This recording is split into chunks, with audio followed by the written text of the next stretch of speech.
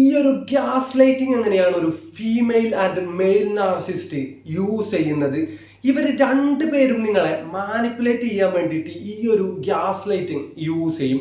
പക്ഷെ ഒരു mail നാർസിസ്റ്റിന്റെ gas lighting എന്ന് വെച്ച് കഴിഞ്ഞാൽ അവർ തന്നെ നിങ്ങളെ വേദനിപ്പിച്ചുകൊണ്ട് അവർ പറയും, നീ എന്തിനാ ഇങ്ങനെ കരയുന്നത്, അല്ലെങ്കിൽ നീ എന്തൊരു ഡ്രാമയാണ്, ഇതിന് മാത്രം ഞാൻ എന്ത് ചെയ്തത്.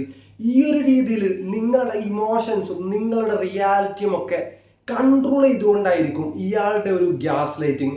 പക്ഷെ ഇതേ ഗ്യാസ് ലൈറ്റിംഗ് ഒരു ഫീമെയിലിലേക്ക് വരുന്ന സമയത്ത് അവൾ നിങ്ങളെ ഇമോഷണലി ട്വിസ്റ്റ് ചെയ്യുകയായിരിക്കും ചെയ്യുക. അവളുടെ ഒരു മിസ്റ്റേക്ക് തന്നെ നിങ്ങൾ ചോദ്യം ചെയ്ത് കഴിഞ്ഞാൽ അവളൊരു വിക്റ്റിമാവും.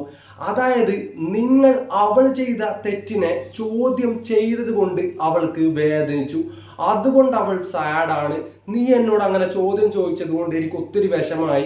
ഈ ഒരു രീതിയിൽ നിങ്ങൾ പ്രതികരിച്ചത് കാരണം അവൾ വിഷമിച്ചു. ഇങ്ങനെയായിരിക്കും ഇവർ ഗ്യാസ് ലൈറ്റിംഗ് യൂസ് ചെയ്യുന്നത്. നിങ്ങൾ പറ, ഈ ഒരു ഗ്യാസ് ലൈറ്റിംഗ് എന്ന് പറയുന്ന മാനിപ്പുലേഷൻ വളരെ സിമ്പിൾ ആണോ, അതോ ഇതുകൊണ്ട് നമ്മളുടെ സമാധാനവും സന്തോഷവും നശിച്ചു പോകാനുള്ള ഒരു സാധ്യത ഉണ്ടോ? കമന്റ് ചെയ്യും.